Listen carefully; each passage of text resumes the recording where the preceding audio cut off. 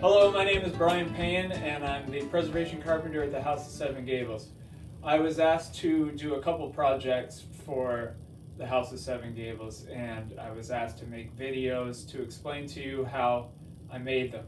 The first project that I was asked to make was a stand for these hoops, which are part of our educational program. Children will come and experience different activities that colonial children used to experience. So this is a hoop game. You have a couple sticks and a hoop. I don't know a lot of the details, but I think you race each other with the sticks and the hoop. Use the sticks to make the hoop go, and you race the hoops. There's another game where you throw the hoops with the sticks. I don't know a lot about it,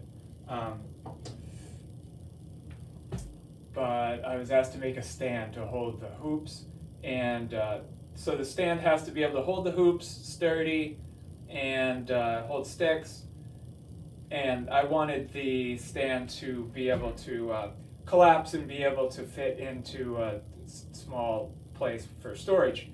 So the design that I came up with was this here, which is I guess you could call that an A-frame. It looks like an A. So it's like an easel in that it hinges and can collapse like this. So the hinges would go here and here,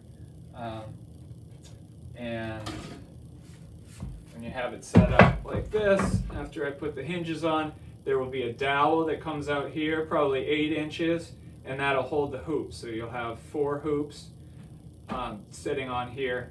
And then right here, we're gonna mount some kind of little container to hold the sticks. So the way that I made this, I wanted to have everything flush. This is all flush. Wanted it to be light and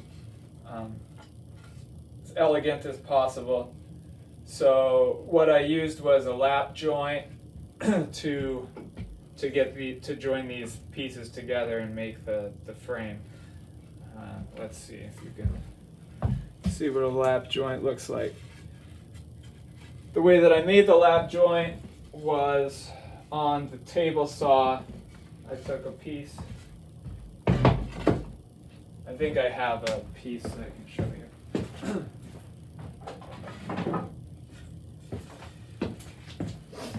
This was a failed attempt. I measured wrong, but it gives you a good example of what the pieces would look like. So in order to make this, I had to run it on the table saw. So I had the blade up pretty high. I had this fence over here, and I ran it at this angle here in order to cut the depth here. And then to cut that lap off, I used a handsaw and went along that line, cut it off, snapped it off, and then chiseled the remaining material that was in here, because the blade didn't go all the way up, so there was a little bit here, sawed down here, snapped it off a little bit that needed to get chiseled out.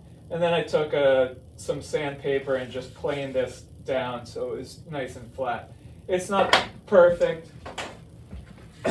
You can see some gaps here that'll get filled. The wood glue filled it up a little bit. I'll probably take some more wood glue and fill in these cracks. You can use wood putty, some kind of epoxy, any kind of little filler. And then I'll sand it down. I clamped these overnight. I had a bunch of C-clamps on here to clamp it down. These I used a different technique for the cross members. That's also a lap joint. Maybe I would call it a dado lap joint. And I used a dado blade and a miter gauge. So you have the miter gauge on the table saw like this to give you that angle. And I actually have the dado blades in here. Now I had this to be 3/4 of an inch to take off as much material as possible, and just run it through many times, and you would get your I did that for both this lap and the dado piece here.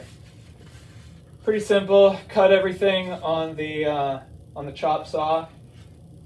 Just find the right angle. When I designed it to be good height. What does that look like? That's just kind of a weird coincidence. Hopefully no one notices. It's certainly not the message that we are promoting at the House of Seven Gables.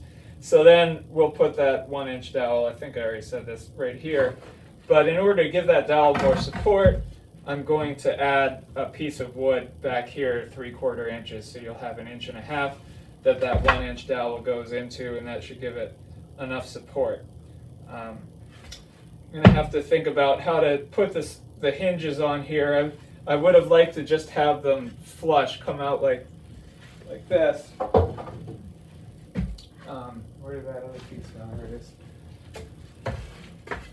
I would like to have them right here. This is my idea, but I don't really like that that's so centered and there's so much material over here, so maybe I'll think of a way to recess the hinges down here, so you'll have the hinge flush here and flush here, and it'll hinge like this, yes.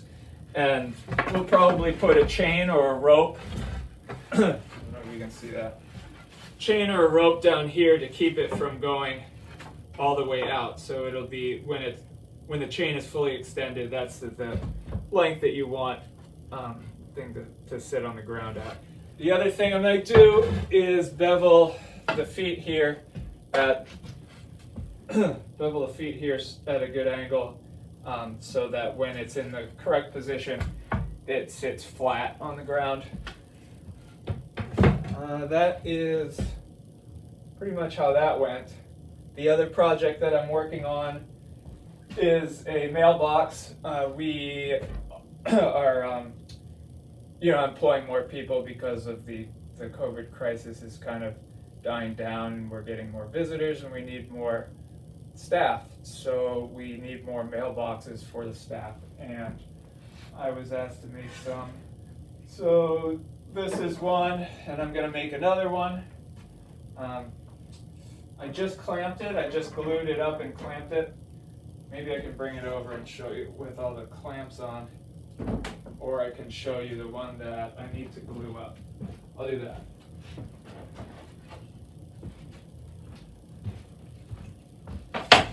So it's very simple, but I want to point out to you some joinery techniques and also talk about wood grain and wood movement, because I have some good examples of that to show you. So this is a dado joint. So I wanted to use dado joint. It gives a nice secure joint. The wood sits in here, and it gives it more material for when you're gluing, and also makes it so you can just use glue. And I use brad gun. Brad gun shoots little brads in, so that holds it pretty good. You don't need a lot of clamps.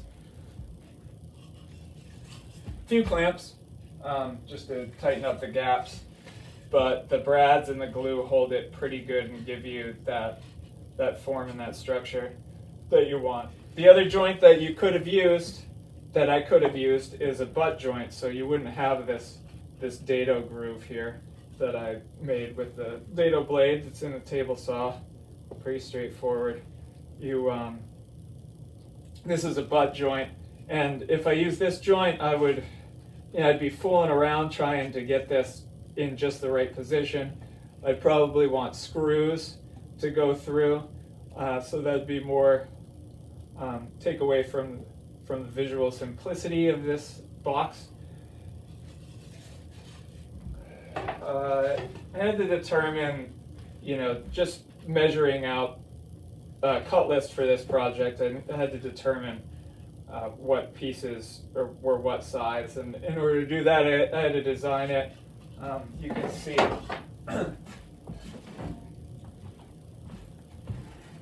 I wanted the ends to be just plain wood. You don't see any joinery here. It's just one piece on the end. It's a butt joint on the end. That was easy enough to line up, and it would be secure enough. I could get away with just using brads and glue.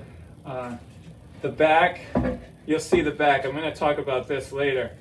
This is cupping. That's why it's coming out. But you're not going to see it very much, so I thought I could get away with it. But I'll talk about that a little later. What other designs? Yeah, so these are different size than those, and this is same size as the back. Yeah, just making a cut list and figuring out what size material you need.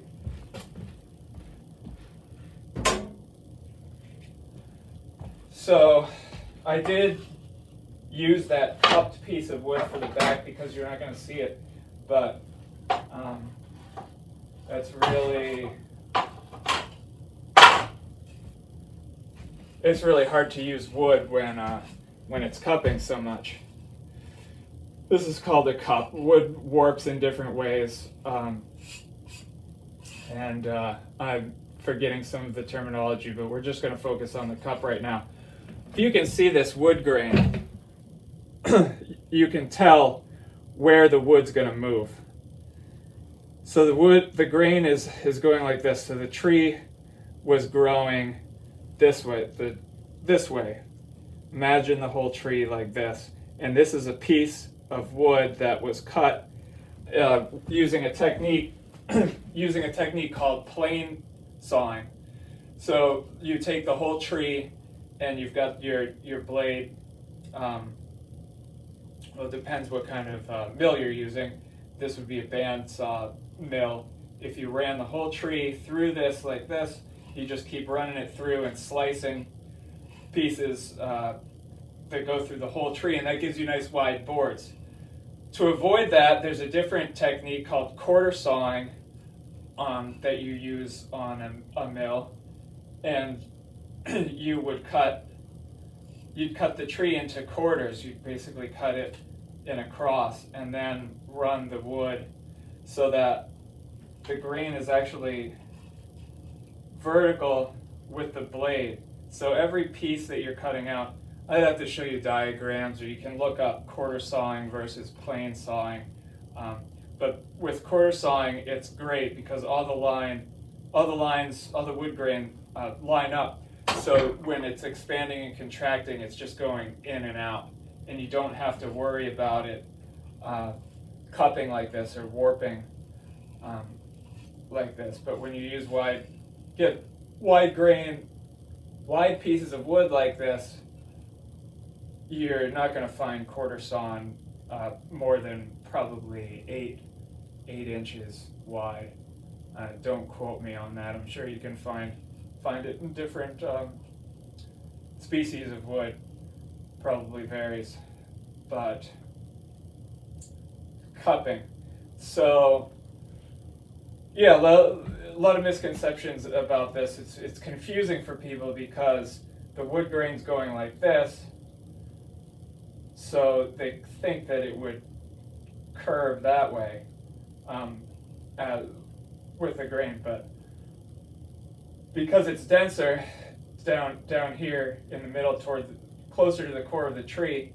As you cut the tree, the wood would tend to go the opposite way. I want to demonstrate this maybe with this hoop. So if I cut this hoop, the hoop would not collapse on itself. It would expand out, right? Because of the pressure that's on it. It wants to be a straight line. It wants to go out. So think of a tree as having 50 years of these hoops going on, each year giving it a different hoop. And as you cut through that hoop of the tree, it's going to have a tendency to go out. So this piece we're cutting through, I don't know, I'd say like 20 hoops, and they're all having a tendency, they're all stuck together, so it's not that dramatic, but they're having a tendency to create that cupping. Just wanted to talk a little bit about that. Being aware of wood grain movement is something you get used to when you're doing a lot of carpentry. I didn't notice in this board because before I cut it, like yesterday, this cup wasn't there, but I cut it and it sat overnight, and I came in this morning and the cup is there because it had so much support from the length of the board. It wasn't showing up, but then when I cut a piece off of it, it relieved some of that support, and now it's cupping. So